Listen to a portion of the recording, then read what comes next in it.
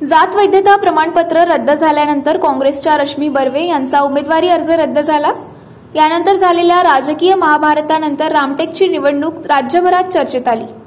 रामटेकच्या रणांगणात 28 उमेदवार असले तरी शिवसेनेचे राजू पारवे आणि काँग्रेसचे श्यामकुमार बर्वे यांच्यात थेट टक्कर होताना दिसत आहे।